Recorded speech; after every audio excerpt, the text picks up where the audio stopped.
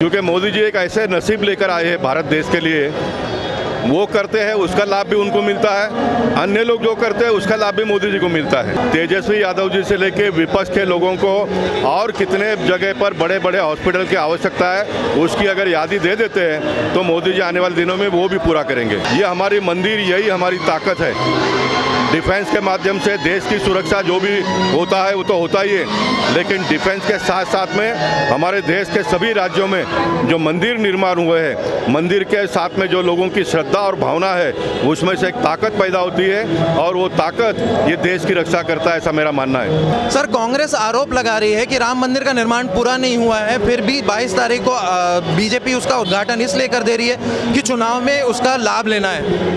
देखिए, ये बताता है कि कांग्रेस के लोग कितने डरे हुए हैं और मोदी जी 2024 का चुनाव कितने भारी मार्जिन से जीतेंगे, इसका खुफिया एजेंसी द्वारा कांग्रेस को जानकारी मिल गई है, ऐसा लगता है, इसलिए इतने बौखलाए गए हैं कांग्रेस के लोग। सर, विपक्ष आरोप लगा रहा है कि मोदी जी ने विकास का वादा किया था, मगर अब मंदिर किए जा रहे हैं। एक तरफ अभी अयोध्या में राम मंदिर हो गया, फिर ज्ञानवापी की बात कर रहे हैं, कृष्ण जन्मभूमि की बात। सभी भारत के जितने भी मंदिर है, मोदी जी को भगवान ने जो क्षमता दिया है वो मोदी जी करेंगे और बाकी के सारे अपने अपने परिसर में, हम मोदी जी के भक्त लोग हैं, हम अपने अपने परिसर में करेंगे। भारत देश ये सांस्कृतिक प्रधान देश है। भारत देश में, मैं जिस कर्नाटक से आता हूँ, कर्नाटक में आपको आधे किलोमीटर में बड़े बड़े मंदिर मिलेंगे देखने के लिए। साउथ दक्षिण में हो, महाराष्ट्र में हो, हमारे देश के हर राज्यों में ये हमारी मंदिर, यही हमारी ताकत है।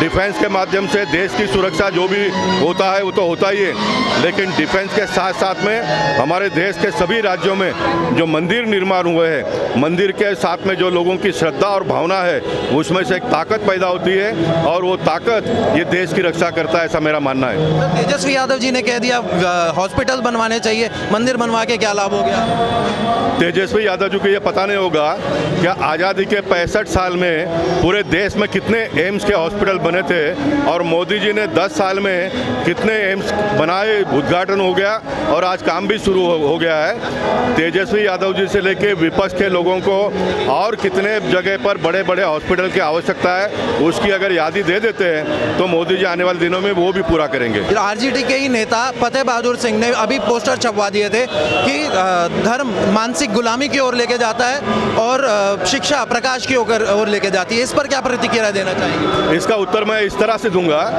कि जो धर्म को नहीं मानने वाले लोग हैं उनको गुलामी की ओर ले जा रहे हैं, वो अपने आप को गुलाम महसूस कर रहे हैं, और जो धर्म को मानने वाले लोग हैं वो अपने आप को गौरवान्वित महसूस कर रहे हैं कि मेरा रामलला का मंदिर बन गया मोदी जी के नेतृत्व में, 370 निकल गया मोदी जी के नेतृत्व में, बाकी सारे जितने भी गंगा पवित्र हो रहा है मोदी जी के नेतृत्व में।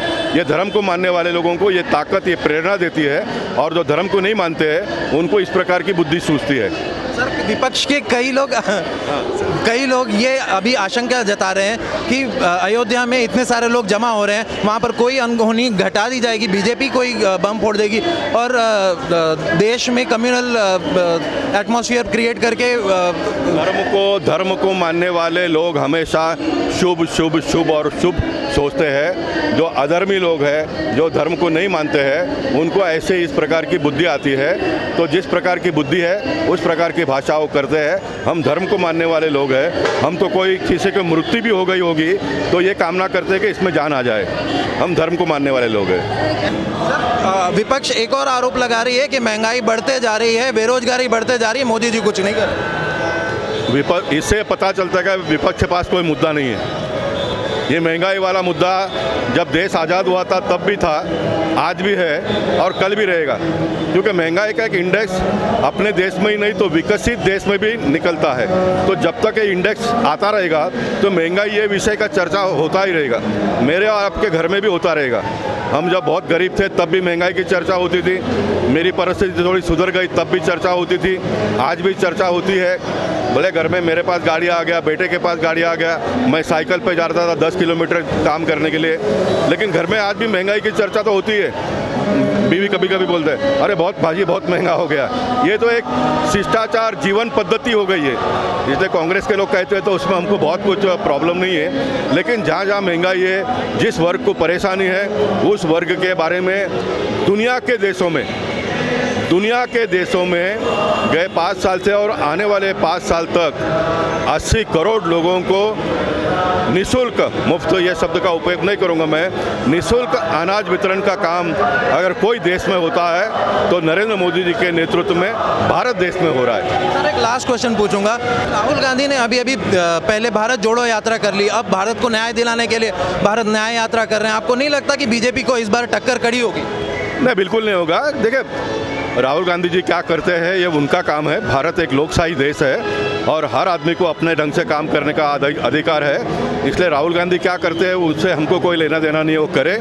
लेकिन हम जो करते हैं उसके बारे में अगर कोई अच्छी बात बता सकते हो तो आपकी इमेज बढ़ेगी उससे, और आप लोग जिस प्रकार से बात करते हो आप लोगों का इमेज और डाउन जा रहा है। मैं कहूँगा कि ये भी हमारा देखने का काम नहीं है, क्योंकि मोदी जी एक ऐसे नसीब लेकर आए हैं भारत देश के लिए।